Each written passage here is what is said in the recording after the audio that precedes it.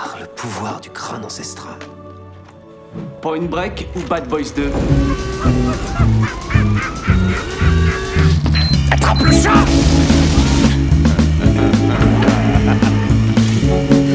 Et cette fois, John Wayne ne s'éloignera pas dans le soleil couchant avec Grayskull. C'est Gary Cooper, connard.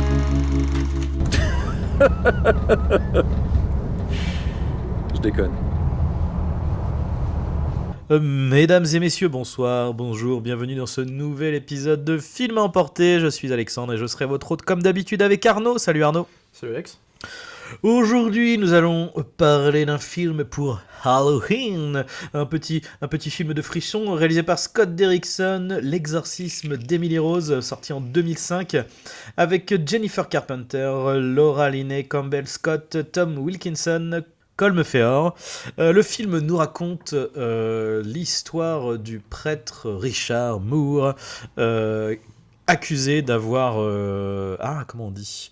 En gros, accusé d'avoir laissé mourir Emily Rose en ayant pratiqué des exorcismes sur elle, et bien entendu on estime qu'elle était malade et qu'elle aurait dû être prise en charge par la médecine, et donc l'avocate Erin Brunner va tenter de défendre le prêtre alors qu'elle-même sort d'une affaire compliquée avec un meurtrier qu'elle a fait acquitter et qui manifestement n'était peut-être pas si innocent que ça. Eh bien Arnaud, qu'as-tu pensé de ce film ? J'aime bien. Alors en fait, c'est un film que j'ai conseillé encore une fois. Alors c'était dans le cadre, il me semble. C'était pour les films d'Halloween. Voilà. Alors en plus c'est un peu paradoxal parce qu'en même temps, du coup, on va dire, c'est un film, je dirais avant tout plus, même pas policier, mais en tout cas un film de procès. Pure souche, dans le sens, avec des imageries un peu, qui ressort sur les films à l'exorciste classiques. Puis d'ailleurs, ça reprend plus ou moins la trame, avec un autre point de vue. Parce qu'en fait, c'est aussi le problème du film, c'est que c'est des sujets qui ont été traités beaucoup de fois, et qui, là, ça n'échappe pas à la règle. Il manque un soupçon d'originalité, mais en même temps, ce que j'aime bien dans ce film-là, c'est que c'est fait de façon hyper honnête. On éclipse, ou à de rares moments en tout cas, mais en tout cas, on éclipse de manière générale tout l'aspect spectaculaire qu'on pourrait avoir dans toutes les pléthores de films qu'il y a eu comme ça, parce que là on a l'exorcisme d'Emily Rose, on a eu, je crois, Anna Grey, récemment, on a eu plein de La Malédiction de la Dame Blanche, tous ces films là, l'espèce de... les trucs à la Conjuring, quoi. Exactement, cette espèce de sous-Conjuring qui sont sortis depuis, donc voilà, lui a au moins le bon goût de rester simple, honnête, à la fois dans ce qu'il raconte et dans sa fabrication. Moi ce que j'aime bien en plus chez Derrickson, c'est qu'il nous l'a prouvé derrière, hein. Même si je n'aime pas tout, mais tu vois, des films comme Sinister, des films comme surtout dans sa première grosse partie, moi ce que j'aime bien, c'est que c'est un mec qui est très terre à terre, même dans sa fabrication. C'est-à-dire qu'il y a une lumière qui est toujours très terne. D'ailleurs sur ce film là, c'est Tom Stern, et je trouve qu'il a fait un super boulot. Je trouve que c'est très en même temps réaliste, et en même temps ça flirte toujours un peu dans le gothique. Il y a un truc il y a beaucoup d'utilisation de couleurs, tu sais, le violet qui va arriver, qui va venir de manière... On a toujours l'impression d'être dans une espèce de truc écossais, tu sais, de cadre un peu gothique comme ça.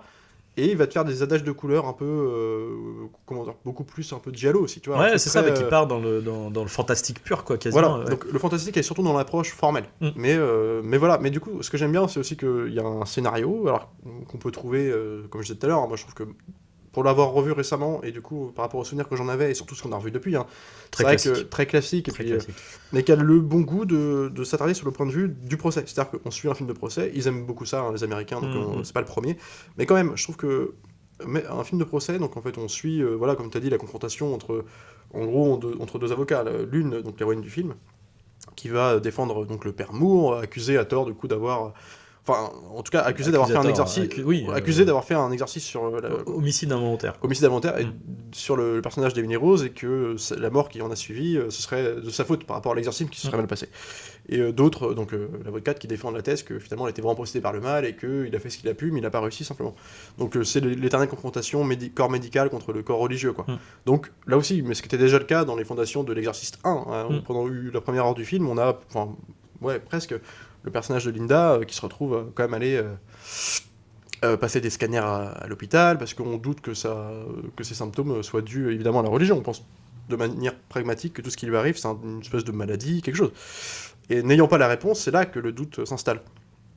Mais et ce film-là, en fait, ce qui est bien, c'est qu'on a ceux qui y croient, ceux qui y croient pas, et qu'à la fin, finalement, à la résultante du procès, en fait, libre à nous d'avoir notre propre avis sur la question. Alors nous, en tant que spectateurs, on nous montre des flashbacks un peu spectaculaires, où effectivement on voit un peu les scènes classiques de possession, où tu vas voir de manière progressive. Ce que j'aime bien aussi, c'est qu'au début, alors c'est toujours dans le cadre du flashback, les faits racontés dans le procès, on nous la voit, donc Emily Rose, dans un campus universitaire de nuit, dans sa chambre toute seule, qui voit des trucs bouger. Mais au début, ça commence timidement, comme dans tous ces films-là, jusqu'à les scènes de confrontation finale directement avec le démon, entre guillemets, de possession de directe. possession quoi. directe, avec les corps, tu sais, pliés en Démembrés, arrière, tout ça. ouais, Il y avait ça aussi dans le dernier exorcisme, qui Ouais, n'était pas la pire ouais. d'ailleurs des versions de Ouais. tous ces genres de films-là qu'il y a eu derrière. Mais du coup, nous, on a un point de vue comme ça, là, pour le coup, se prête de plus en plus au spectaculaire. Mais en même temps, c'est des faits racontés, ce n'est toujours que des faits racontés. Mm. Donc c'est un point de vue. Et du coup, tu vois, comme à la résultante du procès, où finalement, il est condamné, le père Alan Moore, je crois, à 10 ans, mais finalement, d'un accord... Il est coupable, Ouais. mais Oui, mais parce que ça... mais du coup ils disent T'en as- que il Comme s'il avait déjà fait sa peine. Voilà, en Ouais. gros sa culpabilité c'est sa peine quoi en fait. Mais pourquoi? Et ça que j'aime bien, c'est parce que du coup, quelque part, est-ce qu'ils auraient pas Easy. réussi à convaincre Exactement. l'opinion générale? Exactement. Et c'est toujours un peu ce flou, comme ça, du coup, j'aime bien, je trouve que c'est une manière intelligente de poser les choses, et c'est, voilà en gros ce que je dirais de manière générale sur le film, c'est que je trouve que c'est honnête, parce que souvent la promesse de ces films-là, c'est qu'en fait on commence sur un postulat un peu plus réaliste comme celui-ci, Ouais. puis on tombe dans le grand guignol. Et je trouve que le film évite toujours cette ligne-là. Après, Oui, on peut non, trouver qu'il y a un manque de spectaculaire, et que, alors à quelques rares occasions, hein, Ouais. mais je trouve que quand même, tu vois, on tombe pas non plus dans le truc à la Non, c'est Conjuring pas 1, potache, c'est pas potache. Bah, on va dire que Conjuring 1 après moi je trouve il assume plus sa carte fantastique. Voilà. c'est maîtrisé quoi. Oui. C'est-à-dire que ça part dans quasiment même presque dans de l'action quoi. À la Ouais, fin ouais. c'est la meuf qui est en lévitation avec Puis voilà c'est le déchaînement. le côté fantastique est assumé dès le début. Donc, Oui, puis en plus il y a vraiment ce truc de c'est un combat. Tu vois, Conjuring, c'est le combat de deux personnes d'une famille qui vont lutter contre une force démoniaque. Quoi. Donc c'est là où la plupart du temps, genre comme l'exorcisme, finalement, c'est plus tu suis la descente aux enfers. Quoi. C'est pas le même propos, c'est pas la même histoire. Du coup, à noter que c'est d'ailleurs c'est presque, je trouve, du vol et mensonger, parce qu'ils disent que c'est inspiré de faits réels. Alors c'est le cas, ça c'est tiré d'une affaire, du coup c'est en Allemagne, du coup l'affaire Anneliese Michel dans les années 70. Mais par contre, ce que je trouve un tout petit peu mensonger quand même, c'est que tu sais, à la fin, ils te font tout un panneau en utilisant le nom des personnages. Et tu fais, bah, non, quoi, tu vois. Pour le coup, assumer que c'est inspiré d'une vieille histoire, tu vois. Mais là, c'est du vol, tu vois. Je trouve là, c'est un peu mensonger. Ils rabattent les cartes sur un truc où en fait, finalement, t'assumais tout le film. Et puis là, t'as un truc de le simple fait de mettre ces panneaux. Du coup, tu fais ouais, bon, là, ça veut recoller à une réalité en fait qui n'était pas du tout ce qui est raconté dans le film. C'est ça. Bah alors, en fait, ou en tout cas. En partie, c'est ça qui est dommage en fait, parce que il y a presque un acte manqué, parce que ça s'est un peu passé de la même manière dans le sens où, alors c'était sur plus longtemps, je crois que c'est peut-être que c'est un cas qui est dans le Guinness Book des records, puisque cette petite a subi 67 exorcismes sur quelques années, donc autant dire que ça a dû être salé. Mais de la même manière, en fait, c'est un exorcisme ce sont des exorcismes qui ont été enregistrés, où pendant le procès, les enregistrements audio ont été utilisés pour la plaidoirie, etc. Donc c'est à peu près comme dans le film. Et il y a aussi au niveau du dénouement une histoire de, eh bien en fait la peine n'a pas été aussi grande que ce qu'elle aurait pu être en fait, parce qu'il y a eu une histoire de, bah le jury a peut-être été un peu impressionné par cette histoire qu'on appelle ça d'exorcisme, de machin, avec les presque des. Alors c'est des preuves ou c'en est pas d'ailleurs, hein. C'est compliqué à voir, faits inexplicables, quoi. Mais en tout cas voilà, des choses qui ont impressionné et qui ont joué en la faveur de. Alors le procès n'a pas été que pour le prêtre, il a aussi été pour la famille évidemment qui était responsable de la mort enfin tenu responsable par la mort de leur fille. Mais du coup c'est presque ce que je trouve un peu comment dire. En fait j'aurais aimé qu'on soit plus dans le fantastique pur. Et par moment, il l'est. Parce que tu as ce côté, justement, la confrontation. C'est-à-dire que d'un côté, tu vas voir la scène comme un flashback, mais en fait, c'est pas un flashback, c'est une reconstitution, en fait. Et on te montre ce qu'elle aurait vécu, selon ses témoignages. Et après, tu as l'avocat qui arrive, qui fait, oui, mais en fait, non, c'est juste que elle a fait une crise d'épilepsie. Dans la crise d'épilepsie, il peut y avoir la sensation d'avoir son poids écrasé sur lui-même, une espèce de rigidité, machin. Enfin, en fait, et du coup, tu revois les scènes en mode, bah, en fait, non, c'est peut-être effectivement pas, c'est effectivement pas du surnaturel, mais juste quelque chose de purement. Mais en même temps, on instille le doute au fur et à mesure et C'est ça que j'aimais et ça, c'est beaucoup cool. jusqu'à la fin. Ouais. Mais et ben moi je trouve que c'est pas tenu jusqu'à la fin parce qu'à la fin le côté le prêtre, le surnaturel prend trop de pas sur le reste et alors que justement ces trucs de comment dire il y a un médecin qui dit oui elle était comment dire elle souffrait de psychose, elle souffrait d'épilepsie, etc. Et un autre médecin qui lui en fait finalement on se rend compte qu'il était là pendant tout l'exorcisme et qui dit non moi je sais ce que c'est des gens qui ont l'épilepsie et une psychose, c'est pas le cas. Et d'ailleurs j'aime beaucoup cette scène où il lui dit non mais je sais ce que c'est, je sais à quoi ça ressemble, mais les gens psychotiques ou schizophrènes, moi j'en ai pas peur. Et là j'étais effrayé quoi. Et c'est vrai, c'était pas mal. Mais en fait, le doute distillé, enfin, du coup, oui, je suis d'accord qu'à la toute fin du film, là pour le coup, on rentre dans un peu le spectaculaire que le film essaie de repousser jusqu'à. Je parle pas en termes de rythmique, je parle vraiment de ce que nous montre à l'image. Et mais tu vois, en même temps, je trouve que c'est bon. Après, c'est toujours le problème de ces films-là, c'est que il y a un moment, faut prendre une direction. Bon, là, je trouve qu'il la prend assez tardivement pour que ça me passe, tu vois. Il y a des films un peu concurrents, parce qu'à l'époque, moi, je reviens encore sur j'ai perdu le nom du réalisateur, pardon, mais qui était dans l'esprit phone footage de ces films-là. C'était Le Dernier Exorcisme, où en fait, on a un parti pris d'une gamine qui est, je fais pour la comparaison, qui est possédée. C'est pas avec le prêtre qui ne sait, en fait, qui est un merde, c'est un menteur en fait. C'est un charlatan. Ouais. Et moi, ce que j'aimais bien dans le film, je trouvais ça malin.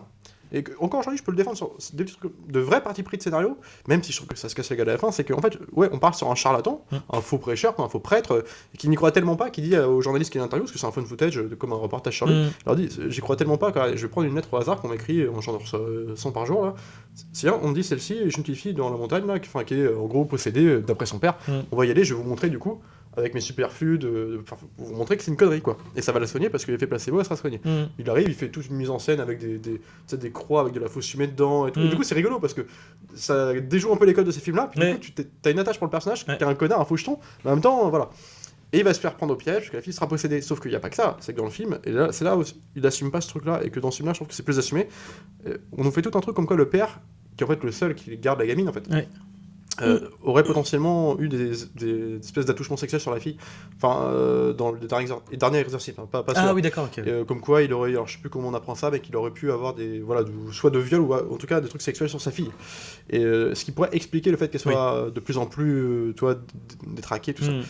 Et du coup, à la fin, jusqu'à la toute fin du film, c'est ça, ils apprennent que oui, mais en gros c'est ça, il y a un problème par rapport à ce truc-là, et du coup tu fais ok, bon, ils ont voulu faire une carte différente. Eh ben non, parce que le twist final, c'est de te faire, en fait, non, c'est vraiment un démon, et puis vous allez voir un truc spectaculaire, et t'as le prêtre qui débarque, t'as du feu partout. Et du coup, ça casse toute la dynamique, quoi, où toujours tout le monde est méchant, toutes les personnes. Et du coup, c'est ça qui fait que c'est gâché, et c'est pas tenu, du coup. C'est une arnaque. Et que ce film-là, au moins, putain, je trouve qu'il s'y tient un minima, quoi. Et il reste sur une simplicité. Après, il y a des problèmes de rythme. Alors bon, faut aussi rappeler que c'est, on va dire, c'est son deuxième long métrage, mais son premier, du coup, c'était. Donc manifestement c'était Hellraiser 5 qui était un direct to vidéo, enfin tu vois. Donc on va dire que c'est son premier long métrage de cinéma. Ouais, bien sûr. Bon, il y a des petits soucis de rythme dans le sens où je trouve qu'il aurait dû se cantonner à cette simplicité et qu'on reste 100% quasiment avec le procès, avec voilà les flashbacks et les dires des uns et des autres, les versions des uns et des autres, mais toute l'histoire de oui, il y a un combat surnaturel qui se mène et que du coup la meuf, en fait, l'avocate est elle-même pourchassée par le démon, tu vois. Parce qu'en gros, elle attaque. Elle attaque le démon. Elle attaque un peu. Voilà. Mais du coup, ça c'est dommage. Mais c'est surtout hyper classique. En fait, c'est un truc. En plus, oui. T'es dans une enquête où toi-même tu vas sombrer dans. Sauf que ça ne va pas. Ça va même pas au bout parce qu'en fait, finalement, le démon, il est gentil avec elle. Hein. Il a poussé, il a allumé un magnétocassette et il a éteint la lumière, quoi, le petit coquin. Mais en même temps, je suis d'accord. Mais il y a un côté, on va pas se mentir, tous ces films-là, il y a un côté de la fin des temps. C'était tous les trucs. Non mais tous les trucs post-Seven, tu sais. Non mais voilà, les résurrections. Il y a pas la voix de, il y a pas genre la musique avec les chœurs dans celui-là. Non mais t'avais aussi, je me rappelle, L'Ange du Mal avec Denzel Washington. Ouais, mais t'avais des petits trucs comme ça, tu vois. Mais c'était post-Seven, tu vois. Carrément. Et donc le film flirte avec ça, toujours. Comme d'ailleurs, il flirtera aussi dans Délivre-nous du mal. On va pas se mentir. Mais ce que j'aime bien, c'est que même dans Délivre-nous du mal, des films comme ça qui ont plein de conneries dedans, il sait trouver des fois des petites images, des petits moments de tension, d'imagerie qui marquent un peu la rétine, quoi. Après, en termes de ton, Délivre-nous du mal, il est plus jusqu'au boutiste dans le sens où c'est plus proche d'un Conjuring tu vois, Ouais, dans l'intention, tu vois. Ouais, puis il y a de tout, ça fait vraiment pour le coup. Oui, Ouais, non, mais thriller. mais là où je trouve qu'il y a ce truc de le ton est pas il est moins bien il est tenu. pas choisi, quoi, c'est oui, ça. je suis d'accord. Et c'est dommage parce qu'en vrai ça pourrait être, enfin il manque pas grand chose pour que ça soit vraiment un bon film, ouais, bien ouais, sûr. irréprochable, tu vois. Et enfin irréprochable, je veux dire, tu vois, Mais, propre, quoi. mais déjà, tu vois, pour son premier, on va dire, vrai film de cinéma, t'as un truc aussi de direction. Je trouve que les acteurs sont tous assez impeccables. Ouais. Et Laura Linney, c'est une actrice qu'on avait vue dans plein de. Alors, moi, je me rappelle les trucs tous les Clint Eastwood des années fin 90, elle jouait beaucoup dedans. Je crois qu'elle jouait même d'ailleurs dans le. Je pense qu'elle jouait pas dans. Alors, il y avait les pleins pouvoirs avec Gene Hackman, donc de Eastwood. Je crois qu'elle jouait la femme de Sean Penn, à vérifier, mais dans Mystic River. Enfin, elle jouait dans. On l'avait vu dans. Je crois que c'est elle. On l'avait vu dans Truman Show. Évidemment, elle faisait elle faisait la femme de Jim Carrey dans Truman Show. Donc voilà, c'est une actrice qu'on a vu beaucoup et qui est super. Enfin, elle le joue. Qui est très, enfin oui. Elle le joue comme. Toi, t'as l'impression de voir un vrai thriller policier, tu vois. Oui, c'est Mystic River. Ouais, Voilà, Mystic River. Je trouve qu'elle est assez imparable. J'aime beaucoup l'acteur qui fait le père Moore aussi. Alors, je n'ai pas son nom devant moi, mais qui est tout en Tom retenue. Wilkinson, ouais. Ouais, et puis qui arrive à faire un personnage attachant, tu vois, qui fait qu'on peut se dire à la fin même au procès. Ça peut participer au fait que les gens finalement, quelque part, est-ce qu'ils le croient pas, ou en tout cas il y a un minimum d'indulgence avec ce personnage-là. D'où la finalité de son procès. Et je trouve qu'il y a quand même, voilà, tu vois, la direction d'acteur, j'aime beaucoup la photo. Je trouve il réussit à dégager du film une espèce d'ambiance, aussi par sa lenteur. Le temps qui est un peu, tu vois, qui est étiré. Enfin, il y a un truc comme ça qui marche bien. Jennifer Carpenter aussi ajoute très bien. En vrai, qu'une actrice, qui, ouais. Après, qui fera Dexter du coup un an plus tard, mais qui fera aussi En Quarantaine, le remake de Rec. Celle qui est sur l'affiche d'ailleurs, directement. Ouais. Mais bref, mais alors après, il y a juste un petit souci. Mais je pense, ça vient pas de son jeu, mais il y a des moments. En fait, il y a des moments de Jennifer Carpenter. Ouais. Des fois, elle est ultra flippante. Ça marche trop bien. Ouais. Et parfois, c'est un poil ridicule. Mais je pense que c'est plus des histoires de rythme et de certains plans qui la mettent, pour le coup, pas en valeur, quoi. Mais par contre, t'as des trucs, genre quand elle est en mode avec son copain. Oui, ouais. Et que, ça, c'est l'image. La petite scène du film que En fait, c'est capté à la fois l'imagerie, mais en même temps l'idée. Ouais. Et la séquence, c'est quoi? C'est que le mec, en gros, elle a déjà ses premiers symptômes un peu épileptiques, on ne sait pas trop. Bon, du point de vue du mec, on doute qu'il pense que c'est un truc comme ça, quoi. Donc, il y a quand même eu la scène où, dans l'église où il l'a vu se péter le dos. Alors, voilà. Et du coup, bref, il dort avec elle dans le même lit, tu vois, dans sa chambre universitaire. Et puis, en fait, en pleine nuit, le mec se réveille. Elle est pas là. C'est sur lui la caméra, tu vois. Puis tu vois pas la nana, tu fais. Le mec la sent qu'elle est pas là, il fait qu'est-ce qui se passe? Et puis tu le vois regarder. En fait, la nana est juste par terre, un peu disloquée, et les yeux grands ouverts sur lui. C'est sans horrible, bouger. horrible. Puis avec une position des doigts, et en même temps, horrible. tu vois, avec une espèce de belle lumière, enfin, c'est pas surchargé. Non. Même, je sais pas, parce que je sais que pour les effets pratiques, enfin en tout cas les effets visuels du film, lui a vraiment insisté sur, toujours en interview, vraiment le côté le plus practical possible, ou alors quand ça n'est pas, il y a quasiment pas des d'effets. Des effets 3D, mais qui sont en fait en prolongation, c'est-à-dire le visage lui-même est en 3D. Ça, c'est par exemple les visions, où tu vas voir les trucs. Les visages. Et ça marche plutôt bien, tu vois, c'est plutôt soft finalement. Les visages déformés. Et c'est comme une imagerie de tableau. Et d'ailleurs, c'est beaucoup inspiré de peinture aussi. Alors, je saurais plus dire les références, mais ça fait très un peu tu vois, ce qui a inspiré Scream derrière, le masque de Scream, Ghostface. Oui, le cri. C'est très ça. Donc, en fait, c'est très soft. Et je trouve que du coup, il y a une petite imagerie qui s'en dégage, quoi. Et qui est dommageable quand ça va de plus en plus dans le spectaculaire. À la fin, l'exorciste final. Avec en plus les dialogues du coup qui sont pas. Je trouve que ça les dialogues casse sont un pas peu la dynamique du foot, quoi. Après en VO, ça me gêne pas trop. Ouais, parce que en VF, c'est quand même à la fin, je ne suis rien d'autre que Satan. Ouais. Non. Non, alors je crois qu'elle dit un truc comme ça, mais t'as un truc aussi avec les six. Non, c'est pas Satan, en fait, il y a six démons qui sont en elle, etc. Enfin, c'est un poil plus subtil, on va dire. Bon, c'est pas. Voilà. Mais par contre, à la fin, pareil, je trouve qu'elle joue très bien. Pour le coup. Ouais. Je trouve qu'elle joue très très bien. Puis c'est casse-gueule, hein, parce que ça, c'est le genre de rôle typiquement où t'as la dualité ange-démon quelque part. Ouais. C'est-à-dire quand elle retourne à la réalité, en fait, où elle joue très naïf. Notamment, il y a une scène qui aura peu de casse-gueule à la fin, où en fait, elle est sur le point de mourir, ou en tout cas à la veille de son décès. T'as en gros plus ou moins la Vierge Marie qui lui parle, qui lui dit bon, t'as le choix, soit tu meurs maintenant et tu souffres plus, tu me rejoins dans le paradis terrestre, quoi, ou soit en gros enfin pas terrestre du coup, mais ou soit tu restes en vie mais tu vas souffrir encore jusqu'à ce que meure s'en suive. Puis elle décide de rester, mais tu vois, ce dialogue là fait très World Trade Center quand le mec voit la Vierge Marie avec sa bouteille d'eau, donc il y a quand même des trucs un peu douteux, quoi. Et c'est con parce que l'imagerie, d'ailleurs, c'est ce qui est utilisé pour l'affiche du film, est super belle, avec la brume blanche, l'arbre et tout. Quand je dis trop bien. le côté écossais, c'est pas du tout le cas du film d'ailleurs, mais Non, t'as non, une mais, espèce d'ambiance oui, un oui. peu à l'ancienne, très film de la Hammer parfois, Ouais, sans le ouais, gothique, plus des décors, tu vois, juste dans la lumière, Ouais. Et ça marche d'autant plus qu'à côté, il s'autorise des lumières très, très rougeâtres, très bleutées, Mm. quand il veut faire son giallo, et peut-être pour jouer sur la présence du mal Ouais, avec la ouais. couleur. Et du coup, je trouve que ça fait une espèce de dichotomie en même temps, mais qui marche bien.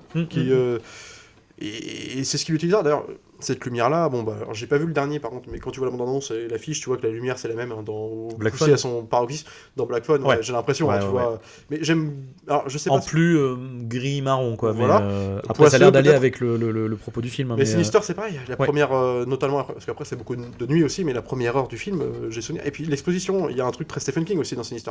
Ouais. L'écrivain, c'est toujours un passage Carrément. d'écrivain qui Carrément. débarque dans une bourgade qui est pas accueillante pour lui, où il va découvrir un mystère fantastique à l'intérieur de cette. Et du coup, c'est toujours très. Il y a aussi ça dans l'exorcisme, c'est que. Mais quelque part, ce qui est intéressant, c'est qu'il y a presque un côté brouillon de Sinister, en fait. T'as des trucs d'appel, tu vois. D'ailleurs, il y a des trucs qui marchent moins là, qui marchent mieux dans Sinister. Par exemple, t'as le truc du... elle croit voir... Enfin, elle voit le visage d'un démon dans le ciel. Ouais.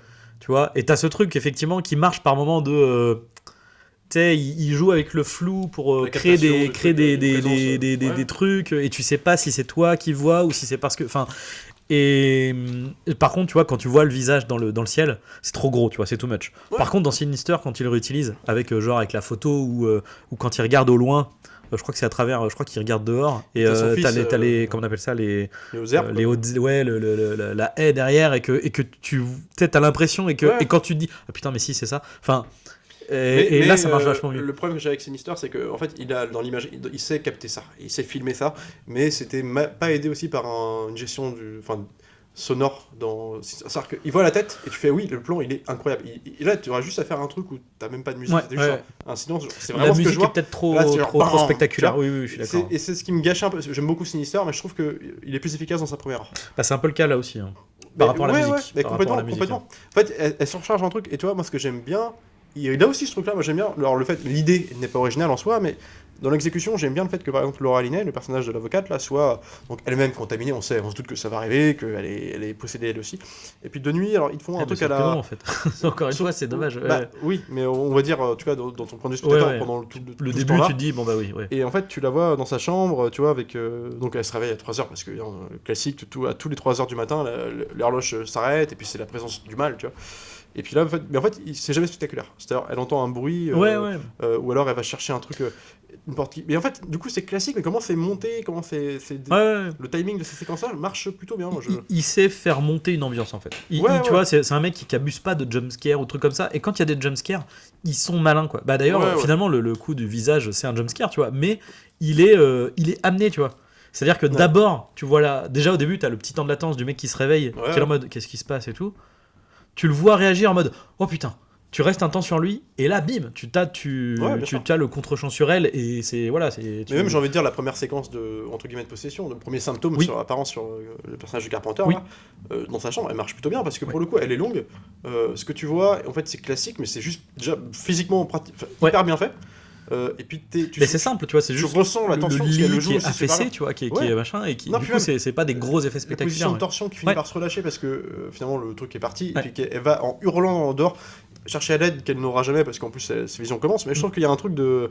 Puis ils reprennent des vieux canevas mais qui marchent toujours sur des espèces de codes éculés, des longs couloirs, tu sais, sans fin, où tu dis c'est un truc universitaire, il doit y avoir au moins des gens qui l'entendent crier, non, t'as jamais personne, tu sais, genre t'as juste du coup de vent. En fait, ça marche bien parce que en fait, t'as l'impression que le couloir est gigantesque, les lignes de fuite sont énormes, la menace peut venir de partout, elle est toute seule. C'est jamais puis trop. Ça va d'un côté, ça claque derrière. Ça claque derrière, ça ouais, mais ça fait très, tu vois, pour le coup, Carpenter dans l'entre de la folie, dans les couloirs de l'hosto. D'ailleurs, j'allais dire, même au niveau des plans, t'as des trucs, c'est très. Peut-être, genre, quand il va filmer. En fait, c'est très bizarre. T'as des plans, ça pourrait presque être genre le point de vue du démon, tu vois. Ouais. C'est-à-dire que t'as des plans normaux où elle est filmée, puis t'as genre une espèce de contre-plongée bizarre au niveau de ses pieds, débulés, un peu bizarre. Enfin, t'as des trucs comme ça et qui rendent vachement bien et qui, pareil, dans la ligne de fuite et tout. Mais et puis t'as des seconds rôles aussi, alors qui sont pas, du coup, on voit très peu dans le film, mais alors ça m'emmerde de pas savoir le dire, le nom de cet acteur qui avait joué, alors qui fait le patron de Laura Linney. Oui, Confer. Et voilà, et lui qu'on avait vu dans plein de trucs, et moi notamment une tendresse, parce qu'on parlait de Stephen King tout à l'heure, mais c'est lui qui faisait le bad guy dans l'adaptation téléfilm, donc en 2 parties de La Tempête du siècle, et qui était, alors moi j'ai des souvenirs de gamin, alors que maintenant ça serait badant. enfin, serait badant formellement du coup, mais Ouais. à l'époque, il m'avait bien foutu les pédoches. Et je me rappelle une scène de lui avec une grand-mère. Je sais plus dans quel contexte, où il est dans sa cage, un prisonnier Ouais, avec il en sa fait- canne. ouais, ouais. Et voilà, et c'est un acteur qui a une tête, enfin je sais pas, mais qui est hyper charismatique quoi. Ouais. En plus là en VF ils lui ont filé C'est presque dommage qu'il soit que second rôle dans le truc. Ouais, ouais. mais non, mais tu vois, c'est un mec, il fait très penser, déjà, à la fois physiquement et même dans l'aura du personnage, surtout dans ce rôle-là. C'est une sorte de Ralph Fiennes dans Ouais, M, tu ouais, vois. ouais. Il y a un truc comme ça assez charismatique, quoi. Puis en plus, j'aime bien parce que j'aime beaucoup aussi les dialogues du film, pour le coup. C'est que je trouve que c'est toujours. Ils sont assez intelligents pour créer des vrais. Comment dire, des relations entre les personnes, interactions qui Il y a fonctionnent. que l'avocat de la défense que je trouve un poil Caricatural. un poil Je suis caricatural d'accord, avec je suis son ah là là ouais mais vous croyez à ça, c'est ridicule et tout, tu fais ouais enfin Ouais, puis c'est surtout que lui, à la limite, pour le coup, c'est peut-être le seul qui est sans nuance. C'est-à-dire que lui, il est dans son Ouais. rôle d'avocat. Donc il réagit comme il devrait réagir. ouais, mais sauf que c'est tout dommage le temps. parce qu'on te présente justement ce mec comme étant un mec croyant, tu vois, donc Ouais, ça ouais. pourrait être intéressant d'avoir ça dans la balance et Au tout, moins, mais au final au moins un tiraillement, ou que ouais. sans qu'il le dise, on ressente qu'à la fin du film, putain, tu vois, peut-être qu'il a gagné quelque part, parce Ouais. que même s'il prend pas sa peine, il a quand même été accusé coupable. ouais. Mais qu'il reparte, tu sais, qu'il y a un échange de regards un peu évocateur entre lui et. Mais t'as pas ça. Donc, Bah non, je suis non, d'accord. parce que le mec est en mode genre, oh là là, il a été condamné, mais il a Ouais. pas pris perpète, tu vois. Genre, Puis t'as à la fait, fin, bon, où il la enfin, regarde, genre, tu m'as battu, connasse. Ouais, c'est non, pas, quoi. mais c'est ça quoi. Mais c'est peut-être le seul, mais tu vois, genre, j'aime bien, par exemple, tu vois, l'espèce de. Tu vois, elle en veut à son boss de pas la. faire d'elle-même, en fait, son semblable dans le métier, tu vois, Ouais, genre, ouais. au moins, travailler en équipe.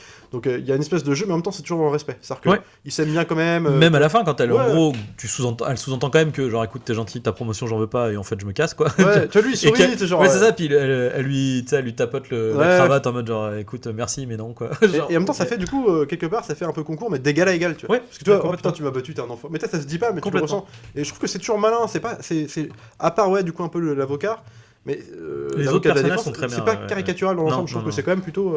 Et ça, c'est comme assez rare aussi, cette retenue et cette manière de.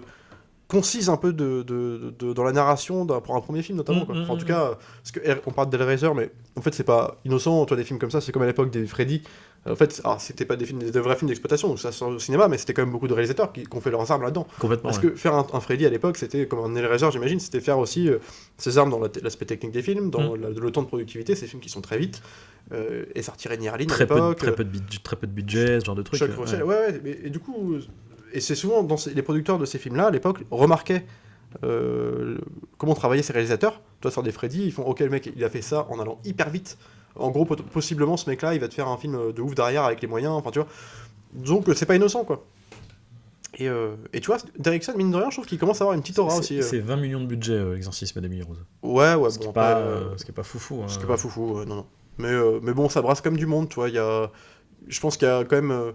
C'est pas tellement le casting en réalité, parce qu'ils sont pas. Enfin, quoi que Laura Linney, peut-être qu'à l'époque, j'en sais rien, mais c'est plus aussi l'aspect éparpillé choral du truc, tu sais, où tu passes de décor en décor, avec des personnages.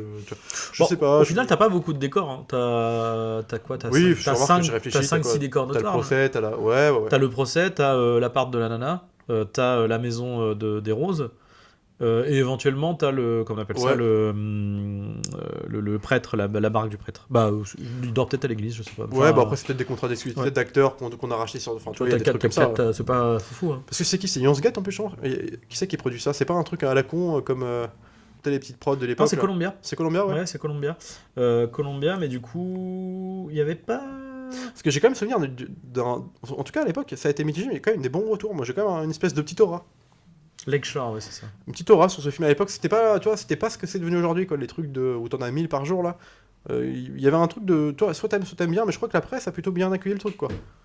Du peu que j'en avais vu à l'époque.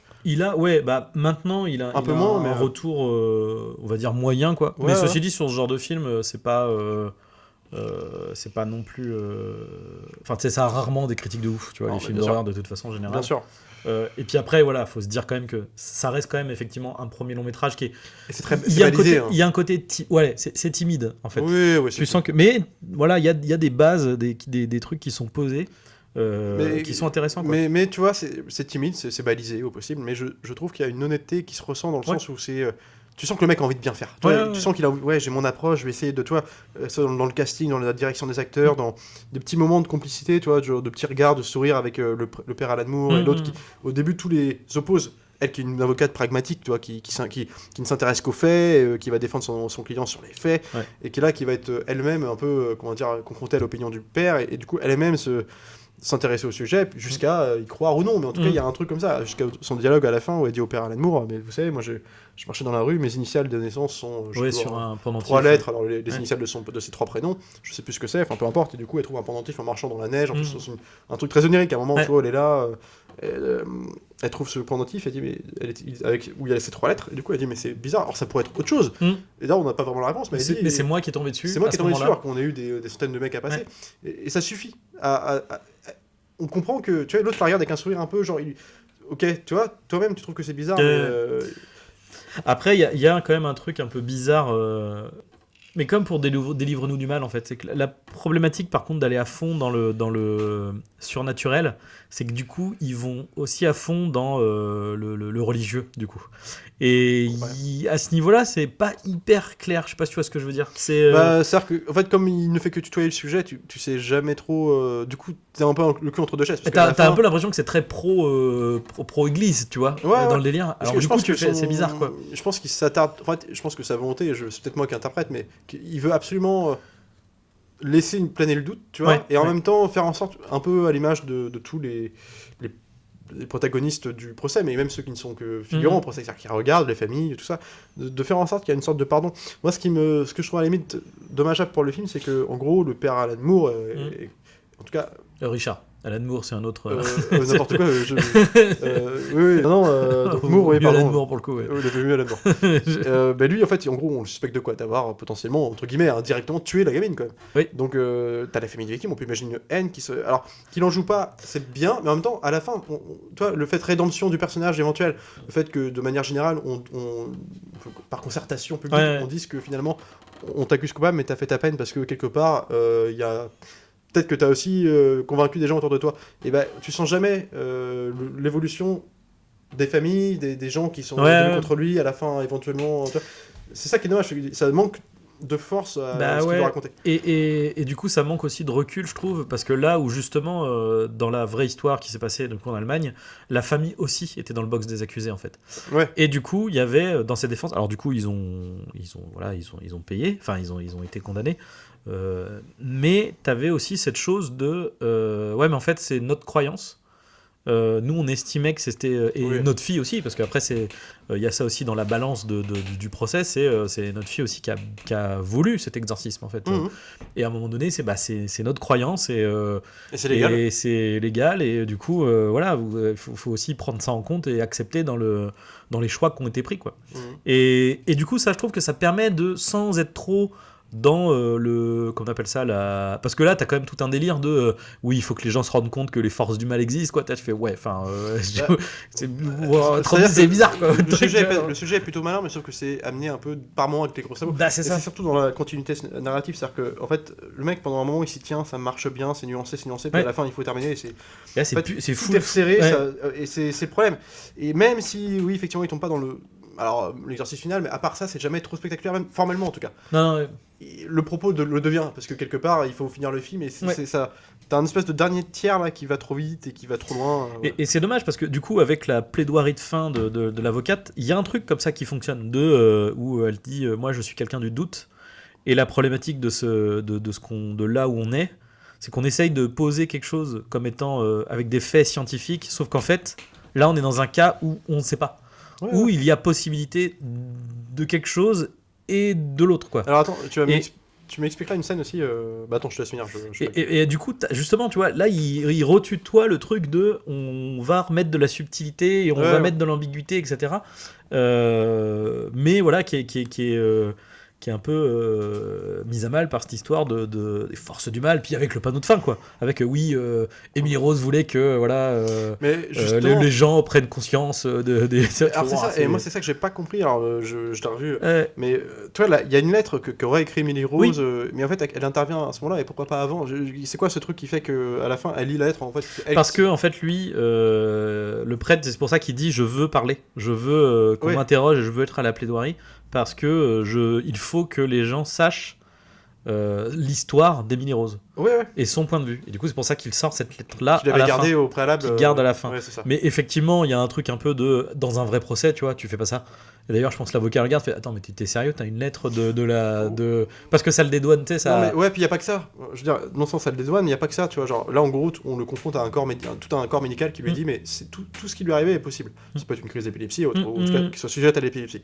Et donc, effectivement, Mais ça règle pas le problème en fait. ça règle pas le problème. Non, mais je veux dire, Ça empêche pas qu'elle soit folle, le fait qu'elle écrit ce truc. complètement. Mais ce que je veux dire, c'est que ça, par contre, ça, justement, lui, il pourrait s'en sortir à la fois par cette lettre dès le début, mais aussi, enfin, en tout cas, l'aider à s'en sortir, mais aussi par la présence du médecin qui avait assisté à l'exercice. Ouais. Alors, dont on se défend le truc, bah oui, mais Lui, il en fait, voulait je pas. lui ai fait promettre sur Ouais, le donneur, ouais. il Lui, voulait il pas voulait y pas, assister. Mais il n'empêche que, du coup, c'était intéressant. Tu vois, Oui. dans un des sujets principaux posés par le film, c'est la confrontation Médical. classique, hein, médicale-religieuse. T'as un médecin, un religieux qui ont assisté tous les deux à l'exercice, dont un qui a participé carrément. Bah, mêlés tous les deux, en quoi cet exorciste a... Comment l'autre l'a évalué en tant que spectateur du truc, et médicalement, comment il Ouais. peut apporter sa touche. Et du coup, c'est dommage qu'il soit un peu balayé. En plus, Ouais. c'est un personnage qui est assez charismatique au début. Enfin, tu te dis, le mec, il revient par touche, tu sais, à la fin du film, et il aurait pu avoir une plus grande importance dans le procès. Tu vois, ça aurait été... Bah, après, c'est parce que si à partir. Enfin, oui, non, mais ça aurait été. Et après, ça ça aurait été même cassé plus- le truc du truc. Bah, Ouais, ouais. ça aurait été plus intéressant, et d'autant plus que. Mais après, Et tu dis, c'est vraiment mec d'honneur, Ouais. le père, parce que, attends, il... c'est aussi intéressant dans. Bah après, comme il le dit, il fait moi je m'en fous, je suis prêt même à faire de la prison, Ouais. c'est pas le problème. Il y a un truc qui est hyper intéressant, mais par contre, la problématique, et d'ailleurs je pense que c'est ce que le réal a dû se dire, quoi, c'est qu'en fait, ça va dans le sens du film de procès, mais pas dans le film d'horreur en fait. C'est-à-dire qu'un truc qui est intéressant, c'est la confrontation justement au niveau d'un procès. C'est pas parce que t'es un spécialiste qui arrive qui va dire quelque chose, tu fais oui mais en fait moi je vais pouvoir trouver un autre spécialiste Ah oui. qui va te dire autre chose avec les mêmes infos, et du coup t'as ce truc qu'on appelle ça, qui est hyper intéressant, tu sais, avec non mais là vous induisez le témoin dans une direction, objection machin.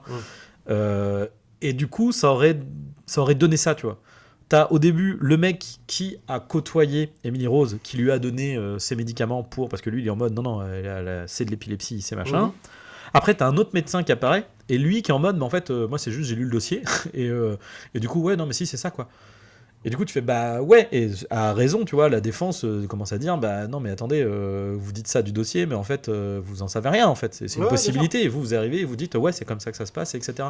Et du coup d'avoir l'autre médecin qui fait moi je l'ai suivi, moi je vous le dis, je sais ce que c'est, ce n'est pas de l'épilepsie, c'est machin. Et là du coup t'aurais du débat et du point de vue, mais par contre le truc c'est que c'est intéressant dans un film de procès.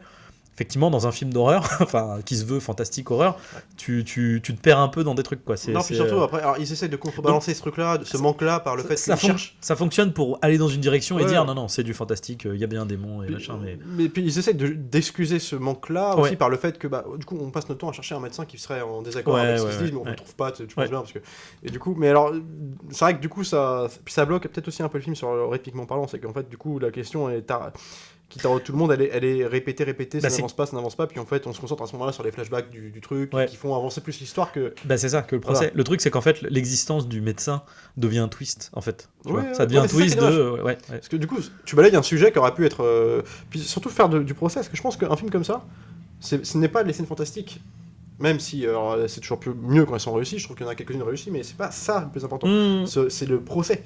Et la dynamique du procès, comment il est régi, l'ampleur qu'il va avoir, et comment il va marquer tout le monde. Et je trouve qu'à la fin, tu sens pas que le truc va marquer tout le monde. Et ben c'est ça, et d'autant plus que c'est dommage parce qu'il y avait justement avec cette histoire d'exorcisme qui a été enregistrée, Ouais. et tout le monde va entendre ce truc-là. Là, puis d'ailleurs, c'est ce qu'ils veulent faire dans le film, hein, c'est le point culminant de l'horreur de putain, tout le monde est confronté à ce truc-là, ils sont en mode ah ouais, mais c'est chaud quoi. Enfin, Ben oui, et en fait... et sauf qu'en fait, c'est pas si marquant que ça finalement. Tu vois, un vrai truc comme ça, enfin, du coup, après, premier film, tu peux pas lui... Puis il faut le vendre aussi, mais moi, je pense que le vrai tour de force d'un film comme ça aurait été de rester que dans le procès, et de faire un vrai film d'un huis clos de procès pendant 1h30. Mais dialogue, tu vois. Et que les images et les Soit des trucs annexes, les trucs extérieurs. audio qui font que tu... Voilà. Ouais, je suis Et d'accord. puis que tu as une certaine ambiance qui se dessine et surtout qui change. Tu vois, que les protagonistes, il y a un truc non mannequin qui se commence à se former où en fait on est... Putain, c'est bizarre quand même. Ouais, puis même à la rigueur que le fantastique soit dans le procès, mais légèrement, tu vois, en mode Ouais. la lumière, le machin, enfin tu vois, que Faudra ça soit un truc, sous-entendu. Quoi. très 12 hommes en colère. Tu tu vois, ou 2 hommes en colère, Ouais. c'est un huis clos de 12 hommes qui vont être chargés de défendre, accuser un type au procès, t'en as un qui est pas d'accord pour dire il est coupable, en fait il pense qu'il est innocent. Et il faut l'unanimité, non, c'est pas un truc Bah, comme il y ça. a un truc comme ça, ouais, puis en fait il faut. Donc lui va essayer de convaincre tout le monde, et en fait c'est un huis clos, et du coup ça marche, parce qu'en fait du coup t'as une dynamique, le rythme est fait par tu vois, les joutes verbales des mecs, Ouais. et puis la progression. C'est les pièces du dossier, quoi. Tu Ouais. vois, c'est que tu. Et ça, Et c'est vrai. je pense que c'est ce que voudrait quelque part faire le film, et je pense Ouais. que le vrai tour de force aurait été de faire ça. Ouais, ouais. Et de peut-être rallonger, parce que le film est Bah, aussi un peu long, on peut le dire. Oui et non, parce qu'encore une fois, il y a cette double envie, parce que comme tu dis, il y a des passages de pur giallo, quoi, avec des lumières qui sont des couleurs qui ouais, sont. non, mais, ouais. Je trouve pas le mot. Mais ce que qui je veux sont dire, c'est que- irréalistes, tu vois, qui sont. Puis t'as aussi ça, puis t'as aussi, je pense que bon, après faut blanc un film comme ça, tu vois, ça reste un film Oui. aussi qui est un peu Oui. d'exploitation, mais qui est quand même Pour un premier film, destiné à des- oui, non, mais clairement, on lui a dit, mec, fais-nous un film d'horreur, il nous faut le film d'Halloween. Quoi que non, il est sorti au mois de décembre, mais. Enfin bon, Ouais. il nous faut le film interdit au moins de 12 ans, voilà. Parce qu'il faut le dire aussi, c'est pas, alors on parle du film d'Halloween, c'était un peu pour casser la, c'est pas vraiment le film de terreur absolue, hein. C'est Non. vraiment pas le film qui est fait pour C'est ça, mais c'est plus un thriller fantastique Ouais, de ouais, juridique, quoi. Et Délivré du mal reprend un peu cette histoire, alors sauf que le Délivré du mal qui sortira plus tard est plus un truc complètement assumé de Ah là, c'est du fantastique. de ouais, série B, surnaturel. d'action, tu sais, C'est- où on en voit plein à la gueule. Conjuring, c'est Supernatural, hein, je veux dire, Ouais, c'est ouais. littéralement Mais en même ça, temps, hein. j'aime bien aussi ce petit film pour ça, parce qu'il Mais y a, il y a un oui. côté, tu sais, on assume là, c'est vraiment, tu vois. Ça fonctionne, c'est Puis très, avec très des bien. petites imageries sympathiques toujours, tu vois, moi je repense à Eric Bana pour le coup qui joue bien Mm. dedans parce que pareil, encore une bonne direction d'acteur, Mais même si le prêtre je trouve dégueulasse pour le coup. Bah, en fait, j'aime bien j'aime bien l'acteur, Oh. mais où il en fait des caisses. Il en fait des caisses, Ouais. puis bon, je le trouve. Enfin bref, et t'as des scènes dans le zoo, je sais pas si ça s'appelle, entre les Livres Ouais. du mal de nuit, avec qui marche pas mal, tu vois. Il y a Ouais. quand même une thèse. Le mec il a des idées un peu de scénographie, de trucs Mm. qui font que ouais putain t'as des belles images qui te restent. Ouais. Regarde les scènes dans. Moi je suis pas un grand fan du film, mais même si je l'aime beaucoup, mais regarde Sinister. Moi, il m'intéresse pas quand il arrive dans le fantastique pur et dur avec tu sais, les fantômes qui Ah sont non, mais dans la maison. quand il est avec les dossiers, les machins, Et c'est quand il fait les extraits de films. C'est et, pour ça que je préférais ouais. toujours la première Ouais. heure, c'est parce que déjà, Bah, c'est l'arrivée, l'enquête, hein, quasiment. les flics qui sont un peu contre lui, mais c'est Ouais. classique, hein, mais il n'empêche que c'est bien foutu. Le temps prenne, il trouve des éléments d'enquête, parce que la maison dans laquelle il va habiter, on découvre qu'il n'a pas choisi pour rien, qu'il y a eu des meurtres à l'époque, il trouve les cassettes vidéo. Mm. Et là, l'idée du boogeyman, déjà, qui est visuellement très cool, mais en Mm. plus, comment il l'amène dans les vidéos, avec les musiques, là, t'as une Ouais. ambiance de ouf. Et tu vois, et dès l'instant où on quitte ça, qui est mortel, et qu'on a avec les fantômes qui se battent dans la maison. Déjà, je trouve que là, c'est pas mal. Ouais, mais ouais. c'est déjà, on tombe un peu d'un niveau. Tu vois. Ouais. Et c'est le problème que j'ai avec ce film-là. Et dans le 2, ce sera que ça pour le coup. Oui, bah après le 2, c'est plus Scott Derrickson du coup, mais. C'est plus de Scott Derrickson. Mais du coup, et là, tu vois, c'est ça. C'est que. Je sais pas, c'est un mec, ça dépend du sujet. J'ai pas, faudrait que quand on voit Black Phone, là, parce que. J'ai eu des bons échos pour le coup, mais je vois un peu son approche. Parce que je pense que c'est un mec qui peut faire un putain de film si. Ça dépend de l'histoire qu'il a. Mm. Et de la direction qu'on lui demande de suivre, quoi. Ouais. Parce que là, c'est pareil, dans l'exercice des Lumières, je trouve que putain, il y a quand même une vraie ambiance qui s'en dégage. Il y a un truc où je suis quand même pris par le film, qui est quand même pas un film hyper spectaculaire. Toi. Non, Encore une non, fois, non. Puis en plus, c'est classique. Alors, tu Ça peux reste t'ennuyer, 2 tu vois. heures qui passent Mais c'est bien. assez bien foutu dans le montage, dans ce que ça raconte, enfin en tout cas dans les échanges entre les protagonistes, dans tout ça. Je trouve qu'il y a une vraie petite tension qui s'en dégage. Mm. Et puis à la fin, le château de cartes s'effondre un peu, mais c'est toujours. Quand c'est sur un dixième, enfin vraiment un quart de film, moi je le pardonne. ça parce va, que ça va. Puis ça Puis, te encore trahit une pas fois, ce que ça raconte, tu vois. C'est un premier long, c'est pas. Enfin, Ouais. il y en a vu bien pire, il y a vraiment des daubes dans le genre qui sont sortis, franchement, ça va, c'est pas. Mais bon, voilà, en tout cas, c'est. Attends, Après, c'est dommage, il a jamais eu, tu vois, par exemple, Doctor Strange, il a pas. Bah après, tu vois, c'est une trop grosse machine pour lui. Après, ouais. c'est un film qui reste intéressant. Je suis pas sûr qu'il reste encore de sa patte. Peut-être à la fin du film où il y a un côté, je sais pas comment dire, avec le méchant de fin Dormammu, tu sais, où ça se finit pas comme les autres Marvel où ça se finit en grosse baston. Enfin, il y a un côté baston, mais c'est Ouais, c'est un peu détourné, tu vois. Toi, dans le côté. Et à la fin, t'as le face à face avec la créature, où du coup c'est plus presque de la rhétorique et du combat de je sais pas comment dire, de pouvoir, mais pas d'action frontale, quoi, quelque part. Non mais tu vois, l'idée, moi alors j'en ai plus de grands souvenirs de. Non pas que j'aime pas, mais c'est que c'est. Bon, je l'ai vu une fois il y a longtemps, Mm.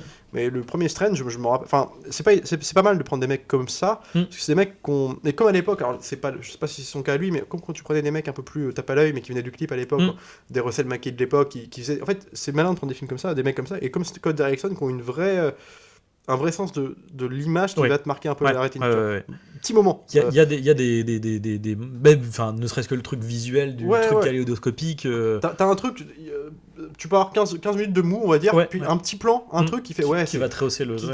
qui te marque un peu, et Ouais. tu vois, prendre un mec comme ça, qui a ce sens-là, dans un film, tu vois, avec un personnage fantasque, qui a tout un univers autour de lui, tu vois, genre comme il aurait fait le deuxième ou le multiverse, il y a Mais- un truc, tu peux mettre des vraies séquences horrifiques là-dedans. quoi. Surtout que lui, justement, c'est pour d'ailleurs, déjà, quelque part, il a aussi eu un des rares noms, parce qu'il y en a plein qui se sont barrés de chez Marvel, mais enfin, quand même, le mec qui dit non, mais en fait, je me casse, quoi. Ouais, ouais, puis On tu avait vois, dit c'est ça. on avait dit qu'on faisait ça, on avait dit qu'on faisait un Exactement. film d'horreur dans l'univers Marvel. Moi, je le fais. Au dernier moment où vous voulez pas, je vous emmerde, je me Mais casse. ça quoi. revient à ce qu'on disait de l'honnêteté du personnage, c'est que Ouais. c'est un mec qui est un peu comme pouvait faire. Alors, du coup, Brad Bird, t'as vu, comment il s'appelle Ah putain, t'en avais un qui devait bosser, Joe Carnahan, qui devait bosser sur. Mais il y en a eu plein d'exemples comme ça, mais par exemple, Carnahan sur l'émission Impossible à l'époque, qui Ouais. a vu Jean-Pierre Tom Cruise, qui s'est dit, ok, moi je me casse, parce que pareil, vrai Tout auteur. trop, ouais, ouais. Tu vois, c'est des mecs, tu sens, bah, tu sais, ils vont pas se prostituer pour les studios pour défendre leurs intérêts. Donc en fait, il y a un truc aussi qui est respecté, Qui est respectable. aujourd'hui, qui est louable, quoi. Quand tu vois tous les gros réalisateurs qui sont ramenés à travailler pour des studios comme ça et tout, au moins voir un mec qui porte ses couilles, qui est pas un grand réalisateur, enfin en tout cas, qui a Non. pas les moyens de ses ambitions. Il a tout à perdre. Il a quelque tout part. à perdre, bah putain, je trouve que c'est. Ça en dit beaucoup du mec, quoi. Ouais, ouais. Donc, puis je trouve que c'est pas un mec qui nous a vraiment déçus concrètement. Enfin, jusqu'à maintenant, le dernier, je l'ai pas vu, mais je trouve que c'est toujours plutôt honnête. Tu vois, un truc comme Deliverance du Mal qui est moins bien, je pense, objectivement, parce que là, c'est vraiment plus. mais série B. ouais, voilà, c'est mais ça. genre, tu peux le mettre en soirée avec des bières, avec des potes, Mais ça marche trop bien. quoi. ça a pas de. Tu vois, pour le coup, Délivre-nous du mal n'a pas d'autres Prétention. de prétention. Voilà. Exactement. Là, c'est vraiment. On embrasse la série B un peu post-Seven et tout. Je trouve Encore ça une fois, marche. je pense que sur Tour de Force, ça reste Sinister qui est le mieux maîtrisé, Ouais, même je si pense tu dis effectivement, Oui, voilà, il y a non, des mais, trucs qui peuvent hardir, quoi. Mais c'est quand même pas mal. Hein. globalement, enfin, moi, en tout cas, je suis pas loin de penser que dans les années 2010, ça reste un des meilleurs films d'horreur qui est sorti à cette Mais époque-là. hein. c'est là où c'est marrant, c'est que c'est un petit film. Mais bon, c'était sous. C'était 2012, je crois. Ouais, puis ça Sinister, restait- ouais. c'était Blumhouse ou pas Il me semble. Hein. Oh, je sais plus. C'est l'écurie. Enfin, peu importe, en tout cas, Sinister, je crois que c'est. Enfin, ce qui est marrant, c'est que. Bon, moi, c'est loin d'être mon cas. Hein, mais c'est pour beaucoup de gens aujourd'hui, les jeunes surtout, j'ai l'impression c'est quand même le plus grand film d'horreur depuis. T'as l'impression depuis 10 ans, 15 ans. Tu Ah vois. bah moi, je suis pas loin Ouais, de ouais. penser, hein, carrément. Ouais, je Enfin, trouve, j'aime Conjuring, tu vois, mais c'est pas de l'horreur pure. Tu vois, Non, non, Conjuring. mais voilà, moi je trouve il a une ambiance qui est vraiment particulière, propre à ce film-là, et qui, mine de rien, on retrouve très peu depuis. Des films d'ambiance qui, je pense, sont plus maîtrisés comme des trucs comme Hérédité et tout ça, mais ça flirte là-dessus. C'est pas C'est pas pareil, oui, mais ça, oui. ça flirte sur une espèce tu vois, d'oppression constante, oui. même ce qu'en montre rien. T'as un truc dans la mise en scène qui fait que, dans le scénario, dans l'ambiance, C'est Blumhouse, ouais. C'est Blumhouse, il me ouais. semblait, hein, parce que c'était l'époque, tu vois, Ouais, ouais. post-Paranormal Activity, tous ces trucs-là, Inside Use, ouais, mais c'était la bonne époque de Blumhouse d'ailleurs, parce que je trouve qu'à l'époque, ils avaient quand même des bons concepts, puis ils exploitaient à fond le truc du on n'a pas de thunes, et on vous fait un truc sans thunes, mais avec du coup des idées de contraintes, tu sais, de films comme ça. Le premier Paranormal Activity, ça coûtait que dalle, évidemment, on le sait tous, mais c'est un putain. Alors après, ça a été racheté, je sais pas si c'était fait directement. Alors, il a coûté 10 000 $. Ouais, non, mais c'est que ça a été racheté par Blumhouse, mais c'était pas un truc sous le. Non. toi, Bah non, parce que c'est Oren Pelli qui c'est l'a Red Pelli produit. qui l'a réalisé. ouais, Et toi, qui des l'a trucs réalisé et comme produit. Inside Use, comme et tout, genre, c'était la promesse de Blumhouse, qui est toujours, d'ailleurs, on Ouais. n'a pas trop de thunes, on vous fait un truc pour moins de 10 millions ou 15 Ouais. millions, je sais plus. Et je trouve qu'il profitait de ce manque de ce petit budget pour faire toujours avoir les idées de contraintes, tu sais, un peu. Et ça marchait. Et là, aujourd'hui, bah, il y a moins de créatifs, il y a plus de. Bah, Mais faut aller vite. Il y a peut-être plus de thunes aussi chez Il y a- Blumhouse il y maintenant. a plus de thunes, il faut aller vite, et puis maintenant, sans vergogne, on te repompe des grandes Ouais, sagas, ouais. bon, Halloween, genre on vient de ressusciter les morts, et d'ailleurs il est même pas content Insupportable. de faire un autre après The End. Bah, à la limite, moi ça me dérange pas, parce que le contrat il est signé depuis le deuxième. Oui, non, mais bien sûr. Le c'est- 2 de 81, si tu vas partir là, faites-en 1000, j'en ai rien à foutre. Tu vois. Quand tu vois Jason Voorhees en train de présenter comme James Bond, qui arrivait comme Jason dans le générique du début, en train de trancher tu fais, non mais qu'est-ce que c'est que ça mais c'est rigolo. Mais enfin voilà, c'est des mecs qui, voilà, je pense l'empire de l'argent aussi, qui ont fait perdre au studio son empreinte, tu vois. Bah après, c'est toujours pareil, c'est aussi enfin, qui tu vas chercher pour faire ça? Quand tu vas chercher Scott Derrickson, il n'y a pas de souci, tu vois. Oren Pelli, quelque part, sur Paranormal Activity, comme c'est son film qu'il a fait Ouais, lui-même, ouais. qu'il a produit, il a été au bout de son concept, tu vois. Ouais. Donc il avait une idée, voilà.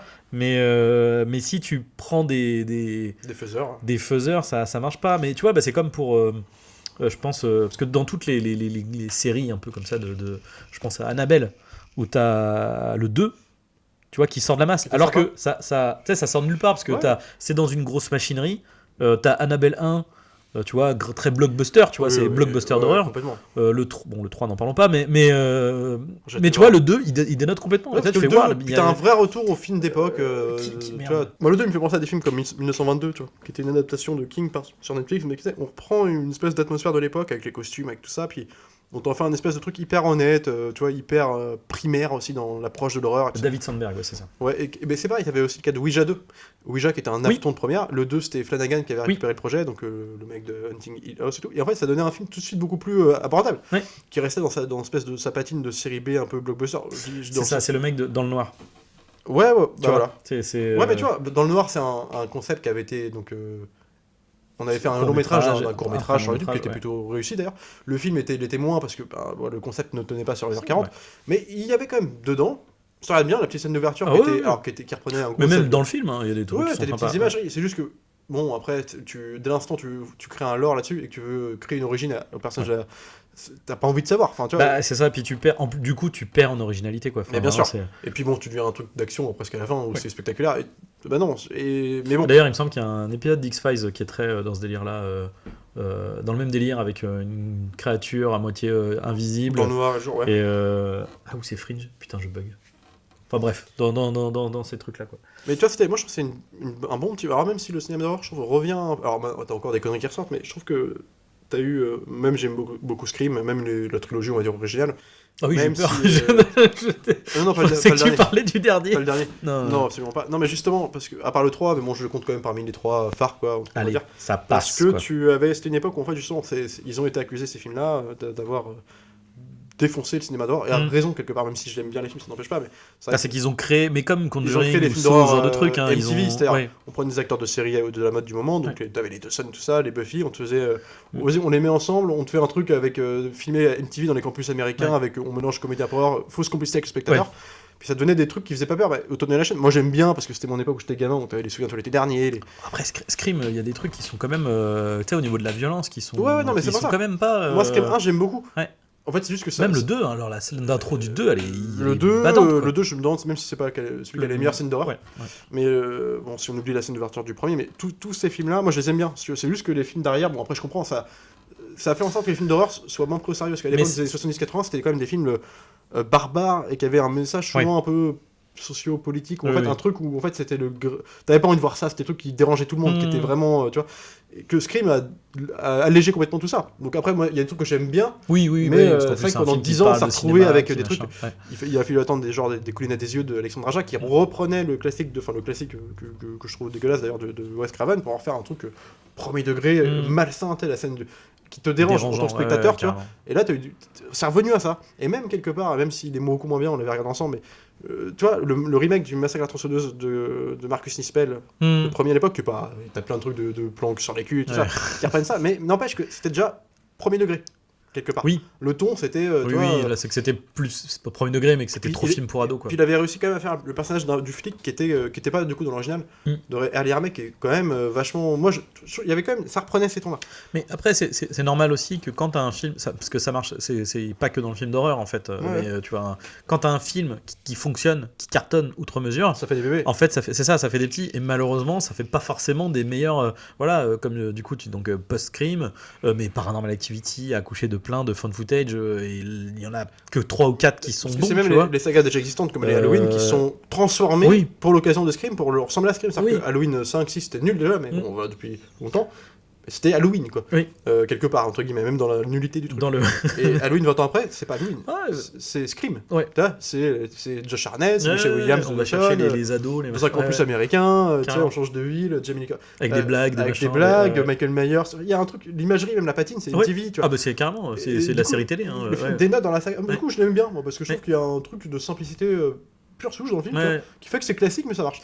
Mais voilà, pareil pour les, tu vois, quand Saw est sorti, bon bah t'as eu tout le droit au truc de torture porn et puis tu sais, je sais pas comment dire, de les jeux dérangés, tu vois. Oui, bien sûr. Escape Game, Conjuring, pareil, tu vois, Conjuring qui a cartonné, bon bah voilà, t'as eu non, c'est même le Conjuring-verse, parce que et Annabelle, et la Dame Blanche, et la nonne, et tout le bordel, là. Même si Saw, souvent, moi aussi, est pris un peu comme le premier tremplin qui a lancé ces films-là, mais moi j'aime bien rappeler qu'il y a eu Cube aussi avant. Non mais bien sûr, il y a toujours un, oui, bien sûr. Et qu'on pas le succès de Saw, tu vois. Mais ce que je veux dire, pour en revenir à tout ça, on parlait de tout ça, c'est parce que justement, je trouve que cette période de Sinister, de Emily Rose, c'était le moment, à partir de 2005, où ça revenait à un cinéma plus primaire, plus premier degré, où on reprenait au sérieux le genre horrifique, quoi. Et voilà, c'est pour ça, à l'époque, j'avais souvenir d'un plutôt bon retour. En tout cas, il y a eu un peu de bruit sur ce film-là, en tout cas par la presse. Alors, ça s'est un peu calmé avec le temps. Et là, c'était un retour un peu à ce truc-là, de premier degré, comme les films de Rob Zombie. Tu vois, d'un coup, tu te retrouves, tu passais de Halloween Resurrection à Halloween de Rob Zombie. Genre, là, ça y est, c'était revenu un truc dérangeant. Et voilà, donc c'est intéressant. Et je trouve ça d'autant plus dommage que Blumhouse, tous ces films-là, enfin, ce soit, parce on en parlait avec Sinister, tout ça, mais vont derrière retomber dans les travers. Mais ils sont... Tu vois, de la société actuelle, finalement, c'est de foutre des trucs communautaires, des trucs, quand c'est pas communautaire, c'est au second degré constant, on se moque un peu du genre. Ouais, mais le truc, c'est qu'eux, je trouve, se sont pris au sérieux, en fait, justement. Tu vois, où du coup, on va faire des trucs autoréflexifs. Avec de plus en plus de thunes. Voilà, donc on a... un Halloween qui parle d'Halloween, quoi. Tu fais, mais en fait, ça ne veut plus rien dire, votre truc, les gars. Un Halloween qui parle d'Halloween sans en comprendre ce que c'est, en plus. Donc il y a un moment où tu fais, bah ouais, mais du coup, arrêtez. Et ça se prend au sérieux, quoi. Voilà. Mais... ils ont pris ce que Disney a fait sur Star Wars et ils ont fait, on va le faire sur Halloween. C'est une bonne idée de faire ça, tiens. Ça remet d'autant plus en lumière, en valeur, un mec comme Derrickson qui lui n'a jamais bougé, en fait, de sa ligne droite. Et justement, c'est pour ça que je suis quand même... faudrait qu'on regarde les derniers, parce qu'il paraît que c'est quand même pas mal en plus, et je le sens même dans la bande-annonce qu'il y a un truc, tu sens que ça doit être fait un peu à l'ancienne, artisanal, tu vois. Donc, puis Ethan Hawke a l'air cool dedans. Ouais. Puis j'aime bien, toi c'est un mec qui a été amené à faire des gros projets comme Doctor Strange, qui a marché, je crois à l'époque en tout cas. Doctor Strange, carrément. Qui lui, typiquement dans le film, genre tu passes par là pour faire tu te tapes des recettes, des films, et tu fais tes propres projets derrière. Mais en vrai, moi j'aime bien quand t'as des réals qui font de l'horreur ou des trucs comme ça, et qui en fait c'est des réals qui testent, tu sens que c'est des mecs qui testent, quoi, et c'est pour ça que j'aime bien James Wan aussi, tu vois, quand il fait Aquaman, tu sens que le mec il se fait plaisir, quoi, c'est vas-y, on t'a donné 150 millions et vas-y, Peter Jackson à l'époque de Bad Test Branded qui se fait derrière le Sartano, quoi. Carrément. Bah puis même entre temps il avait fait du coup Fantôme contre Fantôme, c'est pareil, tu vois. Mais c'est pour ça que je parlais du numérique, du machin. Qui font leurs armes sur des petits projets, mais comme je parlais de la saga Freddy, moi je suis pas fan du tout de la saga Freddy pour le coup, même si j'aime bien le premier, le 3 est sympa aussi. Mais ce que je veux dire c'est que parce que je suis pas trop, moi j'aime pas trop le mélange comédie horreur, même bien fait. Si même le Loup-garou de Londres, moi j'ai jamais été très fan parce que le mélange me sort toujours du film. C'est bizarre. Mais voilà, mais par contre, c'est antinomique en fait, le truc c'est que le rire te désamorce. Mais du coup je sais pas l'émotion que je dois ressentir. Je suis d'accord.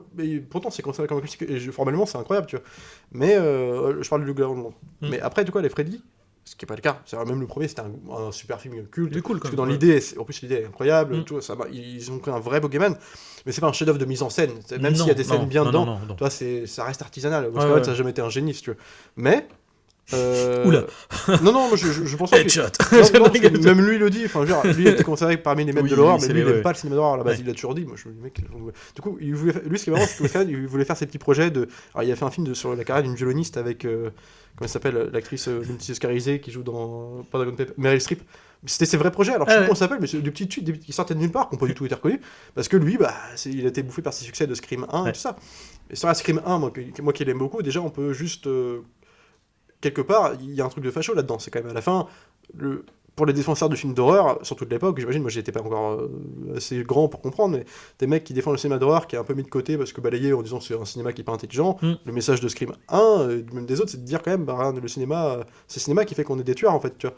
Donc t'as ce truc qui est pas forcément hyper... Oui, il y a un peu de ça. Donc, je peux comprendre qu'il y a des gens qui détestent ce Scream pour ça, par exemple, pour dire mais ça a engendré non seulement cette décennie-là, mais en plus le côté, on prend le genre, on le prend non seulement de haut, puis moi je trouve pas, parce que finalement ça se moque de codes un peu éculés de films d'horreur, mais par des mecs qui eux-mêmes vont reprendre les codes derrière. Et puis ça rend quand même, enfin tu vois, tu sens que le mec il rend hommage à Halloween et des trucs comme ça, donc qui respecte certains trucs. Moi j'ai toujours défendu ce parti pris là, puis en plus il y a un vrai hommage aussi à toute l'atmosphère vidéoclub de l'époque, il y a vraiment ce truc là dans ce film là, tu vois.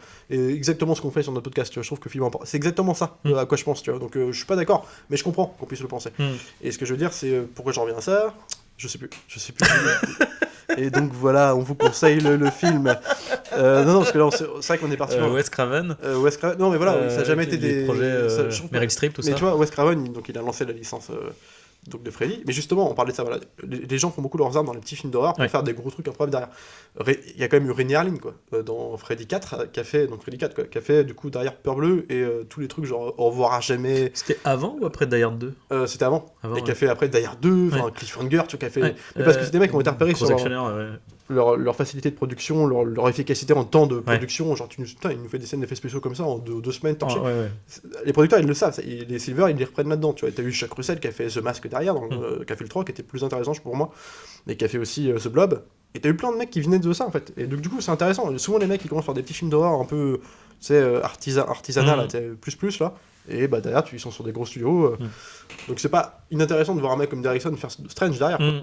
Mais c'est vrai que du coup ce qui est un peu dommage c'est que Après ils perdent de leur personnalité. Voilà, le problème c'est que là ils tombent dans une machine qui est trop grosse. Ouais. Et que ça serait bien de le trouver sur un gros projet, mais pas dans une grosse licence, un truc trop où il se fait bouffer, tu vois. Oui, il perd trop de personnalité, quoi. Ouais, au final, ça dénote presque de voir son Doctor Strange au milieu de tout ça. Tu fais. Puis après sinon il passe producteur, puis tu te retrouves avec des James Wan qui vont produire. Alors même si moi je suis intrigué parce que c'est toujours un truc qui m'intrigue ces films-là, mais tu sens que ça va être qu'on a déjà vu ça un milliard de fois, le truc de Megan, tu sais, des films comme ça. Ouais. Et, mais bon, en même temps, c'est dans la tradition des petits films de genre des années 90-80. Après, c'est ça, ce qui est bien avec James Wan, c'est que tu sens que quand il. Bon, le problème, c'est que des fois, il produit pour la thune. Hein, je veux dire, le Conjuringverse, il y a un moment donné, c'est pas possible. Mais effectivement, tu sens que c'est quand même un mec qui aime ce. Faut pas. Oui, tu vois, c'est l'exorcisme d'Emily Rose, mais en nul. Tu vois, genre vraiment, parce que c'est le même délire avec le procès, le machin. Sauf qu'en fait, on te vend ça. Et en fait, non. En fait, après, ils font une autre enquête et ils partent sur autre chose. Non, c'est nul à chier. C'est une catastrophe. Puis là, vraiment, ça a la gueule d'une série télé, une série télé moche de 2015, tu vois. C'est vraiment... c'est une catastrophe. Avec le flashback en sépia, avec tout le bordel, tu vois. Genre, enfin, bref. Du coup... on vous conseille quand même. À l'aune de tout ce qui se fait, en tout cas de manière 90% de ce qui se fait en cinéma d'horreur aujourd'hui, c'est intéressant de revoir un film comme ça. C'est un petit film sympathique qui se refait très bien pour la période d'Halloween. Faut pas s'attendre à avoir un truc spectaculaire d'horreur pur et dur. C'est pas le truc le plus. Voilà. Non, c'est sûr que si vous voulez. Bon, vaut mieux voir L'Exorciste, tu vois. Effectivement, il n'y a pas photo. C'est pas comparable, c'est sûr. Mais ça reste très sympathique et ou au moins la filmo de Derrickson, du coup, qui est Sinister. Ouais, puis qu'un vrai mec, c'est honnête. Du début jusqu'à la fin, donc voilà. Donc voilà, c'était notre retour sur ce film. Merci à tous. Pensez, si vous avez aimé, à liker, partager, commenter, bien évidemment, sur vos réseaux sociaux préférés, sur vos plateformes préférées. Nous, on se retrouve la prochaine fois. Salut à tous et salut Arnaud. Salut Alex.